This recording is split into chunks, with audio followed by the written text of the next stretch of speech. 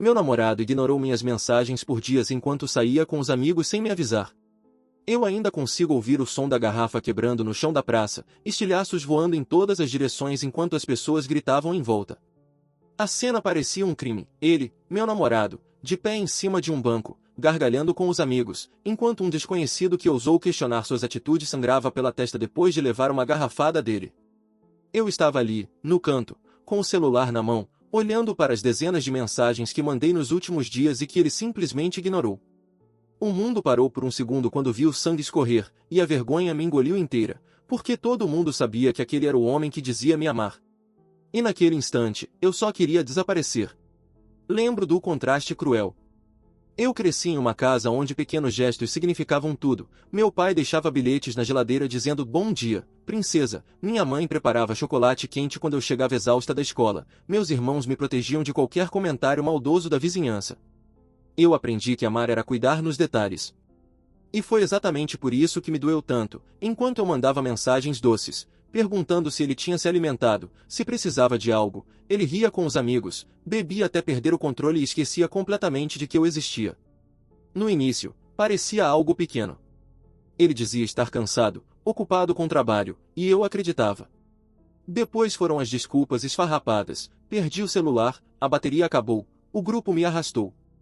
Eu engolia cada mentira porque a esperança ainda vivia em mim, presa na lembrança do rapaz que, no começo, me buscava na faculdade com flores escondidas na mochila. Mas aos poucos a indiferença foi tomando espaço. As respostas se tornaram secas, depois inexistentes. As ligações caíam direto na caixa postal. E enquanto isso, eu via fotos dele circulando nas redes sociais, sorridente, rodeado de amigos, como se eu fosse apenas uma sombra em sua vida. A escalada do abuso emocional foi sutil, mas devastadora. Primeiro, ele zombava das minhas mensagens carinhosas, dizendo que eu parecia uma mãe preocupada demais. Depois, começou a rir das minhas roupas, dizendo que eu parecia provinciana. No auge, ele me empurrou contra a parede de um bar, porque eu estraguei a noite ao perguntar se podíamos ir embora mais cedo. As pessoas olharam, algumas riram, outras desviaram os olhos como se fosse cena comum. Eu senti minha dignidade sendo esmagada, mas ainda assim me agarrei à ideia de que talvez ele estivesse apenas confuso ou sob pressão. O ponto sem volta chegou na noite da garrafada. Eu não esperava que ele fosse capaz de ferir alguém, mas quando vi aquele homem caindo no chão, com o rosto cortado e a multidão gritando, eu soube, se ele podia fazer isso com um estranho, poderia fazer comigo a qualquer momento. A polícia chegou rápido, o tumulto se espalhou, e de repente meu namorado estava sendo algemado, xingando os policiais como se fosse ele a vítima. O som metálico das algemas ainda ecoa na minha mente. Eu fiquei parada, sem ar, sentindo todos os olhares pesarem sobre mim. No dia seguinte, os jornais locais estampavam: briga em bar termina em violência, jovem preso em flagrante. E no bairro, os cochichos começaram: ela sempre foi boazinha demais para ele, todo mundo sabia que ia acabar mal. As consequências foram devastadoras. Ele ficou preso alguns dias, depois saiu aguardando julgamento. A família dele me culpou, dizendo que eu era dramática, que provocava ciúmes e inseguranças nele. Na minha rua, vizinhas me olhavam com pena, como se eu fosse apenas mais uma jovem enganada pela ilusão do amor. Eu quis sumir. Quis mudar de cidade. A calma que veio depois da prisão dele não era alívio, era silêncio inquietante, como se algo terrível ainda estivesse por acontecer. Foi nesse vazio que descobri segredos antigos. Conversando com uma tia distante, descobri que ele já tinha histórico de violência, que na escola havia sido expulso por agredir um professor, que ex-namoradas tinham sofrido caladas porque ninguém as acreditava. O mal sempre esteve lá, escondido sob a fachada de rapaz charmoso. Eu só não quis enxergar. E então começaram as cartas. Primeiro uma mensagem curta enviada por um amigo em comum: ele só pensa em você lá dentro. Depois vieram os bilhetes escritos à mão, deixados na portaria da minha casa. Me desculpa, amor, eu errei, você é tudo que eu tenho, não desista de mim. Eu rasgava alguns, guardava outros, mas no fundo uma parte de mim ainda tremia. Porque era fácil odiá-lo quando ele ria da minha dor, mas difícil apagar os momentos em que ele parecia me amar. O gesto inesperado veio no julgamento. Diante do juiz, ele poderia ter inventado qualquer mentira para me jogar no fogo, mas ao contrário, assumiu toda a culpa. Disse que eu nunca tive nada a ver com aquilo, que ele sempre foi o problema, que eu merecia seguir em frente. Pela primeira vez, vi lágrimas que pareciam verdadeiras. Foi o primeiro sacrifício real que ele fez, e isso mexeu comigo, contra a minha vontade. Depois de meses, ele voltou para o bairro, mas não para minha vida. Ficamos em uma espécie de convivência controlada. Eu o via de longe, ele me olhava com cautela, e eu percebia que havia limites agora. Ele não tentava me tocar, não tentava me manipular diretamente. Apenas me deixava mensagens enigmáticas de vez em quando. Minha família se reorganizou também, nos aproximamos de um jeito novo, todos mais atentos, mais unidos, como se a presença da sombra dele nos obrigasse a sermos mais fortes. Mas a sensação de algo inacabado não desapareceu. Às vezes, no silêncio da madrugada, eu sentia que estava sendo observada. Outras vezes, encontrava flores na minha porta sem cartão. Era um jogo perigoso, como se a história não tivesse terminado, apenas adormecido.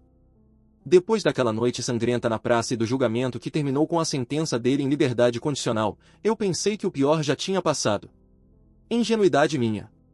O verdadeiro inferno não foi vê-lo algemado, nem ouvir os cochichos do bairro me apontando como a garota tola que acreditou demais. O verdadeiro inferno começou quando o silêncio dele se transformou em sombras que me seguiam onde quer que eu fosse. Na primeira semana, achei coincidência. Eu saía do trabalho e percebia um carro preto estacionado do outro lado da rua, motor ligado, faróis apagados. A porta do meu prédio amanhecia com marcas de sapato sujo, como se alguém tivesse esperado horas encostado ali. E então vieram as flores. Sempre na madrugada, sempre no mesmo arranjo improvisado, com pétalas amassadas e um bilhete curto, ainda penso em você. Eu queria acreditar que era exagero da minha cabeça, mas o medo se infiltrava nas pequenas coisas. Passei a checar 3 vezes se as janelas estavam trancadas, a olhar para trás a cada esquina. Minha mãe percebeu meu rosto pálido, mas eu não tive coragem de contar tudo. Dizia apenas que estava cansada, que o trabalho me consumia. A verdade é que eu estava sendo consumida por ele, mesmo longe, mesmo em silêncio, ele encontrava uma maneira de me prender. Certa noite, acordei com barulhos vindos da cozinha. O coração disparou, a garganta secou. Peguei o celular com mãos trêmulas, pronta para ligar para a polícia. Quando desci, não havia ninguém, mas as janelas estavam abertas. Sobre a mesa, um único copo de vidro, cheio até a metade com água. Ele tinha entrado. Ele tinha estado ali. Não levou nada, não quebrou nada, apenas deixou sua presença como um fantasma que me lembrava, eu posso estar aqui quando quiser. A escalada foi rápida. Logo, mensagens começaram a aparecer no meu celular de números desconhecidos. Você está linda com essa blusa vermelha. Gostei do novo corte de cabelo. Ele estava me observando, de perto, sem que eu percebesse. Mostrei à polícia, mas eles apenas disseram que sem provas concretas não havia muito o que fazer. Talvez seja só alguém brincando com você, disseram. Mas eu sabia. Era ele. Foi nesse ponto que a humilhação pública voltou a acontecer. Estava em uma festa de família quando, de repente, a música parou e o celular do meu primo começou a tocar em viva voz. Do outro lado, a voz dele. Meu ex rindo, debochado. Vocês cuidam bem dela? Porque ela sempre precisou de coleira, não é? O silêncio que se seguiu foi como uma faca entrando em mim. Minha avó tapou a boca, meus tios evitaram meus olhos, e eu senti que a vergonha queimava mais forte do que qualquer violência física. Ele sabia exatamente onde atacar, no coração daquilo que me restava de segurança. O ponto extremo aconteceu semanas depois.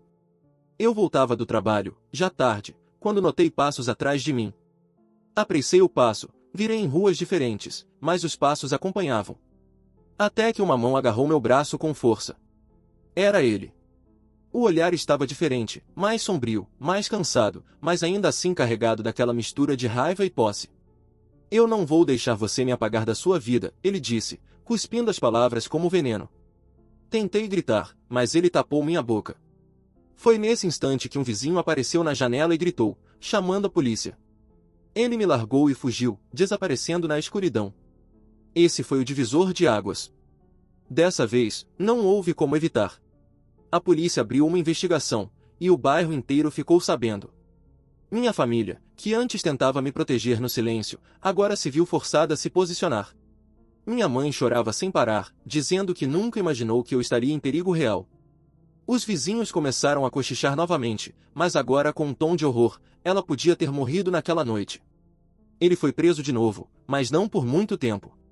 A justiça, fria e lenta, decidiu que não havia provas suficientes de tentativa de agressão grave. Saiu em poucas semanas. E quando voltou, parecia diferente. Mais quieto. Mais cansado. Quase derrotado. Foi nessa fase que o gesto inesperado aconteceu. Um incêndio começou em uma casa do bairro, e sem pensar, ele entrou para salvar uma criança. Saiu carregando o menino nos braços, queimaduras leves nos braços, mas com um olhar que ninguém esperava ver, o de alguém capaz de proteger, não de ferir. Foi um choque. Até mesmo os vizinhos que o condenavam passaram a falar em segundas chances. O bairro inteiro ficou dividido. Uns diziam que era apenas encenação, outros acreditavam que ele havia mudado de verdade. Eu fiquei no meio desse redemoinho, sem saber em quem acreditar. Ele não tentou me procurar diretamente depois disso, mas mensagens anônimas continuaram chegando. Algumas diziam apenas, eu só queria te ver sorrir de novo. Outras eram mais perturbadoras, se você me apagar de vez, eu acabo comigo mesmo. Eu me vi preso em um dilema cruel, manter distância significava talvez carregá-lo para a autodestruição, mas me aproximar novamente poderia ser assinar minha própria sentença. A família, aos poucos, se reorganizou. Criamos rotinas novas, trancas reforçadas, grupos de mensagens para checar se todos chegaram em casa em segurança, encontros semanais mais unidos do que nunca. Mas, no fundo, sabíamos que essa convivência nova tinha uma sombra pairando por cima, e o nome dessa sombra era o dele. E agora, mesmo depois de tudo, sinto que a história não terminou. Porque na última madrugada, quando abri a porta para pegar o jornal, encontrei um envelope. Dentro, havia uma foto antiga nossa, sorrindo juntos em uma praia. No verso, uma frase escrita à mão, tudo poderia ter sido diferente. A foto no envelope me queimou os dedos como se tivesse sido mergulhada em fogo. Não era apenas uma lembrança, era um aviso, um chamado silencioso de que ele ainda me tinha nas mãos, mesmo que eu tentasse negar. O sorriso congelado na imagem, eu com flores no cabelo, ele com os braços ao meu redor, parecia zombar da minha tentativa desesperada de reconstruir a vida. E aquela frase no verso, escrita com a caligrafia que eu conhecia melhor do que minha própria, ecoava como uma maldição, tudo poderia ter sido diferente. Passei dias sem dormir direito. Toda vez que fechava os olhos, imaginava a cena dele mexendo em caixas antigas, escolhendo justamente aquela foto, dobrando o papel, colocando dentro do envelope. Era como se ele tivesse invadido não apenas minha casa, mas meu passado. E isso doía mais do que qualquer ameaça explícita. Minha família começou a perceber o desgaste. Minha mãe me implorava para mudar de cidade, começar do zero. Aqui ele sempre vai te encontrar, dizia com lágrimas nos olhos. Mas eu sentia como se fugir fosse entregar a vitória a ele. Eu queria resistir, provar que não seria controlada. Mesmo assim, a cada passo que dava na rua, eu sentia olhos nas minhas costas. O bairro inteiro estava dividido. Alguns acreditavam que ele tinha mudado depois do incêndio, um homem que salva uma criança merece segunda chance, enquanto outros lembravam suas violências passadas. Mas o que ninguém dizia em voz alta, embora todos pensassem, era que ele continuava sendo uma presença perigosa. Eu me tornará a menina que não consegue se livrar dele, e esse rótulo me pesava como grilhões. As mensagens dele mudaram de tom. Já não eram apenas declarações de amor distorcidas. Agora vinham carregadas de culpa, quase súplicas. Eu não quero mais ser um monstro, ele escreveu em uma. Em outra, você foi a única que acreditou em mim, não me abandone. Eu tentei ignorar, mas dentro de mim algo oscilava. Havia lembranças de momentos em que ele parecia genuíno, quando sua risada me fazia acreditar que tudo era possível. Era esse fio de memória que me fazia vacilar. Mas então veio a noite da festa da cidade. Eu hesitei em ir, mas minha irmã insistiu. Você não pode deixar que ele roube sua vida também. A praça estava iluminada, música alta, crianças correndo. Por algumas horas, eu quase esqueci de tudo. Até que senti um olhar fixo em mim. E lá estava ele, parado na beira da multidão, queimado pelo reflexo das luzes coloridas, os olhos cravados em mim como se nada mais existisse. Ele não se aproximou. Apenas ficou lá, imóvel, até que de repente sumiu entre as pessoas. Mas aquele instante bastou para quebrar a paz frágil que eu tentava construir. Na manhã seguinte, encontrei outro envelope embaixo da porta. Desta vez, não era uma foto. Era uma carta longa, escrita em páginas amassadas, onde ele falava sobre a infância difícil, sobre os espancamentos do pai, sobre a sensação de sempre ser rejeitado. Lia-se como uma confissão, mas também como uma tentativa de arrancar de mim compaixão. E foi nesse ponto que algo inesperado aconteceu. Um acidente na rua principal, um motorista perdeu o controle do carro e quase atropelou um grupo de idosos. Ele estava lá. Foi ele quem correu e empurrou uma senhora para fora do caminho, levando o impacto de raspão. Mais uma vez, o bairro o viu como herói. Mais uma vez, eu fui forçado a encarar a contradição. O mesmo homem que me aterrorizava era capaz de salvar vidas sem hesitar. Isso me abalou. Não porque eu quisesse perdoá-lo, mas porque percebi que a linha entre o monstro e o salvador nele era mais fina do que eu imaginava. Ele não era um vilão simples. Era um caos humano, imprevisível, perigoso, mas com momentos de luz que confundiam até os mais céticos. A partir daí, a reintegração gradual começou. Ele apareceu em reuniões comunitárias, sempre calado, sempre no fundo, como se tentasse mostrar que podia conviver sem causar estragos. Algumas pessoas começaram a cumprimentá-lo de novo. Eu mesma cruzei com ele na rua, e em vez de desviar o olhar, ele apenas murmurou um bom dia quase inaudível. Eu senti raiva e medo, mas também algo mais difícil de admitir, alívio por não ter sido uma afronta. Minha família se reorganizou de maneira estranha. Havia mais união, sim, mas também uma tensão constante. Meu pai mantinha as portas reforçadas, meus irmãos criaram um sistema de vigilância entre vizinhos. Era como se vivêssemos em estado de alerta, uma convivência que não era vida, mas sobrevivência. E, no meio disso, ele rondava a margem, nunca longe o bastante para ser esquecido. Mas eu sabia que aquilo era apenas a superfície. Porque por trás de cada gesto controlado, havia a mesma sombra que me perseguia desde a primeira garrafada, desde o primeiro silêncio. Eu podia sentir que algo estava se preparando para acontecer. E a confirmação veio na noite em que, voltando para casa, encontrei a porta destrancada. Entrei em silêncio, cada passo pesado. Na mesa da sala, havia uma caixa. Dentro dela, estavam todos os bilhetes que eu havia rasgado nos últimos meses, cada pedaço cuidadosamente colado de volta, remontado como se ele tivesse reconstruído minha recusa. E no fundo da caixa, uma única frase escrita em vermelho: se eu não puder ter você, ninguém terá. O grito ficou preso na minha garganta. O som do relógio parecia um tambor ecoando no vazio da casa. Eu sabia que aquilo não era apenas uma ameaça. Era uma contagem regressiva. Aquela frase dentro da caixa, se eu não puder ter você, ninguém terá, ficou gravada em minha mente como se tivesse sido tatuada a ferro em brasa. Cada letra parecia pulsar diante dos meus olhos, como um aviso de que o tempo havia acabado, de que não havia mais espaço para ilusões ou desculpas. O terror não estava apenas na ameaça explícita, mas no detalhe do gesto. Ele havia recolhido todos os bilhetes que eu havia destruído, pacientemente colado cada pedaço, reconstruindo até o que eu queria esquecer. Era um ato de obsessão tão meticuloso que me fez perceber que eu não estava diante de um homem arrependido, mas de alguém disposto a me aprisionar de todas as formas possíveis. Corri até a polícia, levei a caixa como prova. O investigador me olhou com uma expressão séria, mas cansada. É perturbador, mas ainda não é suficiente para prendê-lo de forma definitiva, disse. Saí de lá com uma sensação de impotência esmagadora. Como podiam esperar que eu fosse ferida, ou pior, para então agir? Minha vida parecia suspensa em um fio prestes a se romper. Nos dias seguintes, vivia em estado de alerta. Acordava com o menor ruído, pulava com o toque do telefone. Minha família se revezava para não me deixar sozinha, mas eu sabia que eles também estavam exaustos, consumidos por essa vigilância sem fim. A sombra dele havia se infiltrado não só na minha vida, mas no cotidiano de todos ao meu redor. E então veio a explosão que ninguém esperava. Uma noite, um bar próximo ao meu bairro pegou fogo. As chamas se espalharam rápido, consumindo tudo. Quando a fumaça começou a se erguer no céu, pessoas correram para tentar ajudar, e foi lá que o vi de novo. Ele estava no meio do caos, tentando abrir portas, ajudando clientes a sair.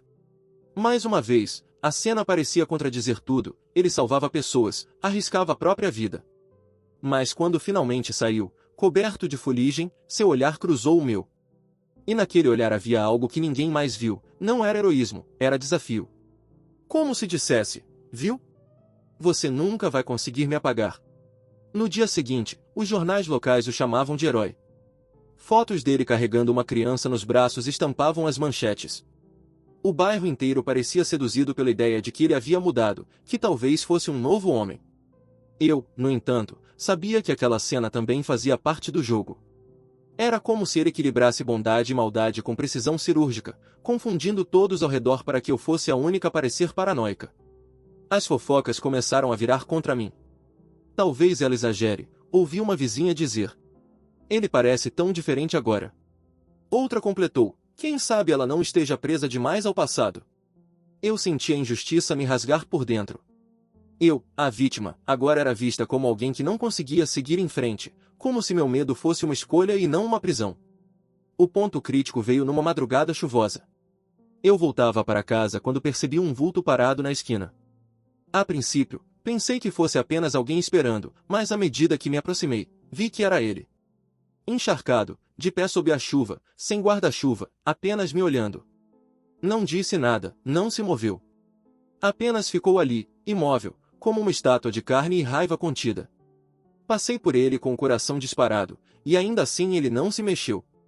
Foi só depois de entrar em casa que percebi, na maçaneta da porta havia outro envelope, desta vez molhado pela tempestade. Dentro, havia uma chave. A chave da minha própria casa. Entrei em pânico. Liguei para a polícia novamente, e mais uma vez me disseram que sem flagrante, sem testemunhas, sem gravações, não havia nada que pudessem fazer. Eu estava preso em um labirinto sem saída, onde cada corredor levava de volta a ele. Minha família tentou reagir. Meu pai reuniu alguns vizinhos e decidiu instalar câmeras, reforçar a segurança. Mas, de algum jeito, ele parecia sempre estar um passo à frente. Um dos arquivos das câmeras desapareceu misteriosamente, como se tivesse sido apagado de propósito. Outra vez, encontramos rastros de lama no quintal, mas nenhuma imagem de alguém entrando. Era como se ele estivesse brincando com nossa sanidade, deixando provas da sua presença sem nunca ser pego. Nesse período, minha relação com minha família começou a rachar. Minha mãe dizia que eu devia procurar ajuda espiritual, como se aquilo fosse algo sobrenatural. Meu irmão mais velho falava em vingança, em resolver tudo com as próprias mãos. Eu me senti esmagada pelo peso da responsabilidade, como se eu fosse a culpada por todos estarem em perigo. E então, um novo segredo veio à tona. Uma antiga vizinha me procurou, dizendo que, anos atrás, ele havia obcecado por outra garota. Ela teve que mudar de cidade, e mesmo assim, ele ainda a perseguiu por meses, contou. De repente, percebi que eu não era a primeira, nem seria a última. Ele repetia esse padrão como uma doença incurável. A revelação me abalou, mas também me deu forças. Eu não queria ser mais uma história contada em sussurros, mais um nome esquecido. Resolvi enfrentar de vez. Procurei um advogado, registrei cada detalhe, cada mensagem, cada bilhete. Criei um dossiê da minha própria dor. Mas, no fundo, eu sabia que o processo legal seria lento demais. E que ele não me daria esse tempo. A prova disso veio numa noite em que, exausta, adormeci no sofá. Acordei no meio da madrugada com um som leve, como um sussurro. Quando abri os olhos, vi algo que me gelou até os ossos, um reflexo na janela, o vulto de um rosto me observando do lado de fora. Corri para acender as luzes, mas quando olhei novamente, já não havia nada. Apenas um bilhete preso ao vidro, escrito em letras tremidas, está quase na hora. Senti que não era mais apenas perseguição. Era contagem regressiva. O bilhete preso na janela, está quase na hora, foi o estupim que destruiu a pouca estabilidade que eu ainda tentava segurar. Até aquele momento, eu tinha a ilusão de que poderia controlar a situação com câmeras, registros na polícia, reforço de fechaduras. Mas quando percebi que ele conseguia chegar tão perto, observar meu sono de dentro da escuridão, entendi que não havia parede, tranca ou barreira capaz de deter a obsessão dele. Eu estava em contagem regressiva, e não sabia para quê. Acordei minha mãe chorando, tremendo como se tivesse sido atacada de fato. Meu pai tentou manter a calma, mas eu vi no olhar dele a mesma impotência que me consumia. Nós precisamos sair daqui, disse, batendo o punho na mesa. Mas sair parecia covardia, parecia entregar minha vida inteira a ele. E, pior, parecia validar o jogo que ele estava jogando, o de me encurralar até que eu desaparecesse. Na manhã seguinte, decidi enfrentar. Peguei todos os bilhetes, todas as fotos, todas as mensagens, e fui ao fórum acompanhada do advogado. O juiz concedeu uma medida protetiva. Era como um pedaço de papel tentando segurar um furacão, mas era algo. A ordem dizia claramente que ele não podia se aproximar de mim ou da minha família. Eu respirei, por um instante, como se aquilo pudesse me salvar. Mas ele não se intimidou. Dias depois, encontrei no para-brisa do meu carro uma carta, longa e cheia de contradições. Começava com declarações de amor: eu só queria que você me visse como antes, quando ríamos juntos. Depois mergulhava em ameaças: se tentar me apagar de vez, eu vou arrastar todos comigo. Era como se ele dançasse entre arrependimento e crueldade, usando as duas faces para me prender ainda mais. A tensão aumentou quando as fofocas do bairro começaram a virar contra mim de forma mais agressiva. Algumas pessoas cochichavam que eu estava exagerando, que talvez eu mesmo estivesse alimentando o drama. Ela gosta da atenção, disse uma vizinha sem perceber que eu a ouvia. Outra comentou: depois de tudo que ele fez pelo bairro, ainda querem pintá-lo como monstro? Eu me sentia duplamente apunhalada, primeiro por ele, depois por aqueles que escolhiam não me enxergar. A escalada chegou ao auge numa noite em que a luz da minha casa simplesmente acabou. O bairro inteiro tinha energia, mas a minha casa ficou às escuras. Ouvi barulhos do lado de fora, passos arrastados, algo sendo arranhado na parede. Tranquei a porta, segurei uma faca com as mãos trêmulas e fiquei imóvel no escuro. O silêncio era tão pesado que parecia que o ar ia se partir. Então, ouvi a voz dele, baixa, do lado de fora da janela. Você não entende? Eu sou a única constante da sua vida. Meu corpo inteiro gelou. Liguei para a polícia, mas quando chegaram, não havia ninguém. Apenas marcas de barro na parede, presa no portão, uma corrente de ferro com um cadeado, como se ele tivesse tentado me trancar dentro da minha própria casa. Esse foi o momento em que percebi que algo terrível estava prestes a acontecer. Eu não podia mais esperar a polícia, nem a compaixão dos vizinhos. Comecei a planejar minha própria defesa. Instalei alarmes escondidos, carreguei spray de pimenta comigo o tempo todo, mudei rotas de ida e volta do trabalho. Viver deixou de ser vida, tornou-se uma guerra invisível. Mas, como sempre, ele se infiltrava nos momentos mais frágeis. Durante uma reunião de família, quando tentávamos distrair as crianças com música e risadas, o telefone da minha tia tocou. Em viva voz, ouvimos sua voz rouca. Vocês acham que podem me isolar? Ela é minha. Sempre foi. O silêncio que se seguiu foi sufocante. Minha avó chorou, meus primos ficaram imóveis. Ali, diante de todos, ele me expôs de novo como se eu fosse apenas objeto de sua posse. A vergonha, a raiva e o medo se misturaram em um nó impossível de soltar. A explosão extrema veio logo depois. Eu voltava para casa numa noite chuvosa quando percebi que a porta estava entreaberta. Entrei em silêncio, cada passo doendo no chão molhado. E lá estava ele. Sentado no sofá, encharcado, os olhos fixos em mim. Não tinha arma, não tinha nada além da presença esmagadora. Eu só queria conversar, disse, a voz calma demais para o terror que carregava. Tentei correr, mas ele se levantou rápido. Agarrou meu braço, forte, mas não agressivo o suficiente para deixar marcas. Foi então que percebi a contradição nele mais uma vez, o monstro e o homem arrependido lutando pelo mesmo espaço. Você acha que pode me apagar? Ele continuou, os olhos marejados. Eu salvei vidas, eu mudei, por você. Foi nesse momento que meu irmão apareceu atrás dele com um pedaço de ferro na mão. Houve um choque, um empurrão, um grito. Ele caiu no chão, mas antes de levantar as mãos em rendição, murmurou algo que me perseguiu. Eu nunca vou deixar de estar aqui. A polícia chegou minutos depois, dessa vez rápido porque meu irmão já havia acionado o alarme. Ele foi preso de novo, levado algemado enquanto gritava que eu o amava, que tudo aquilo era apenas um teatro. A rua inteira assistiu. Os vizinhos, que antes duvidavam, agora encaravam em silêncio a cena grotesca de alguém que se recusava a desaparecer. As consequências sociais foram imediatas. O bairro que o havia chamado de herói agora se dividia ainda mais. Alguns diziam que finalmente a máscara tinha caído.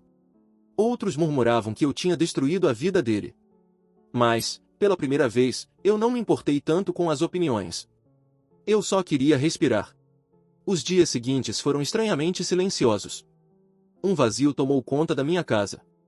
Sem os bilhetes, sem as flores, sem os vultos na esquina, eu deveria me sentir livre. Mas a liberdade veio acompanhada de um silêncio inquietante. À noite, eu ainda acordava assustada, esperando ouvir a voz dele no escuro. E então, dias depois, chegou uma carta pelo correio. Oficial, selada, vinda da prisão. Eu hesitei em abrir, mas não resisti. Dentro, havia apenas uma página. Ele não implorava, não ameaçava. Apenas dizia: você foi minha ruína e minha redenção. Eu vou provar isso, mesmo que seja a última coisa que eu faça. Era como um novo prenúncio, uma semente de algo ainda maior. A carta da prisão queimou minhas mãos, não pelo calor, mas pela lembrança de tudo o que passamos.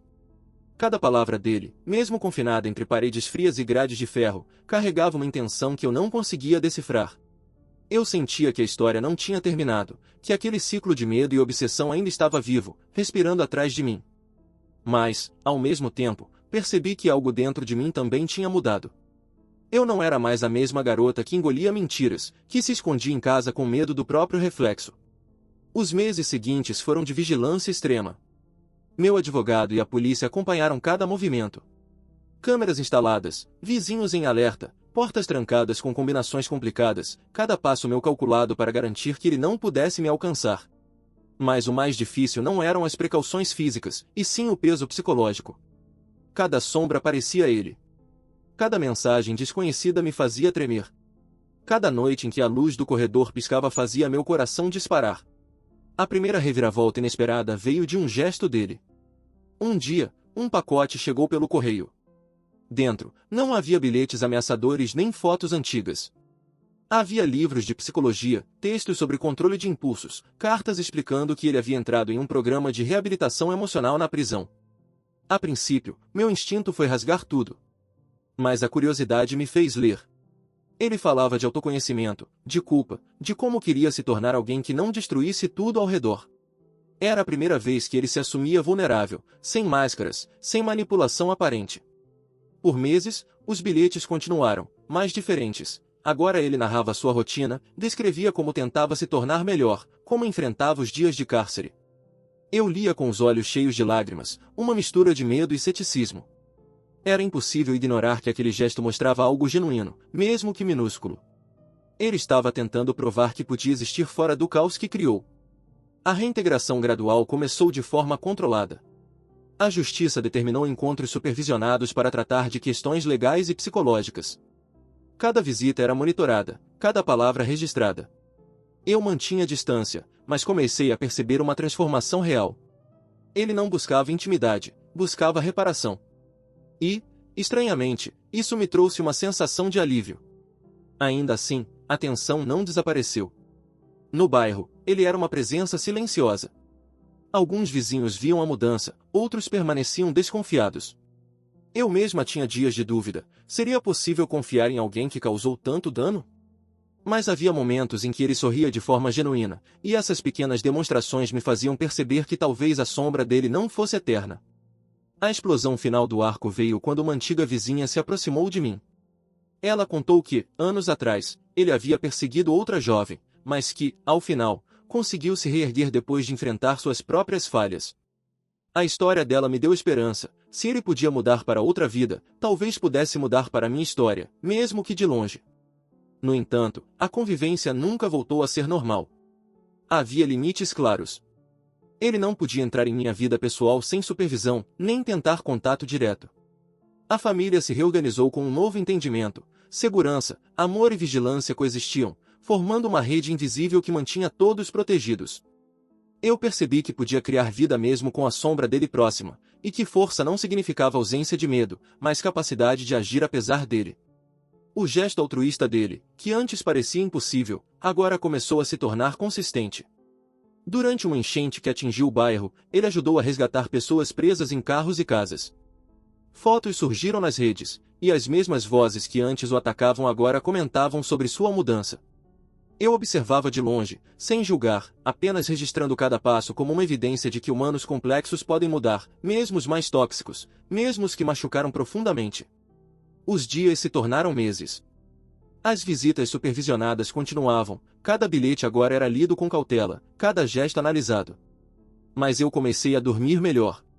A paranoia diminuía gradualmente, embora nunca desaparecesse completamente. Aprendi que não se apaga uma obsessão da noite para o dia, mas é possível aprender a conviver com ela, ou, melhor, aprender a viver apesar dela. Então, finalmente, chegou a noite em que uma última carta apareceu. Diferente de todas as anteriores. Não havia palavras de amor nem ameaças, nem relatos de mudanças. Apenas uma frase. Eu aprendi que a vida segue, mesmo sem você. Li e chorei. Pela primeira vez, senti que o ciclo havia se fechado. Ele ainda estava ali, vivo, mas já não tinha poder sobre meu medo, sobre minha liberdade. O silêncio que se seguiu foi calmo, inquietante, mas promissor. Era a calmaria depois do caos. Eu estava livre, mas consciente de que a vida não é feita de finais perfeitos, e sim de aprendizados, cicatrizes e decisões. O bairro continuou a falar, mas minha família se manteve unida, minha casa protegida e meus passos firmes. Eu aprendi que bondade e maldade podem coexistir numa mesma pessoa, e que amor nem sempre salva, mas a consciência e a coragem salvam. E assim, a história termina, não com um abraço, não com reconciliação completa, mas com a reconstrução de quem sofreu, com limites claros, vigilância e força própria. Eu sobrevivi ao homem que parecia onipresente, que tentou apagar minha vida, mas que, no fim, me ensinou que a sobrevivência é a forma mais pura de vitória.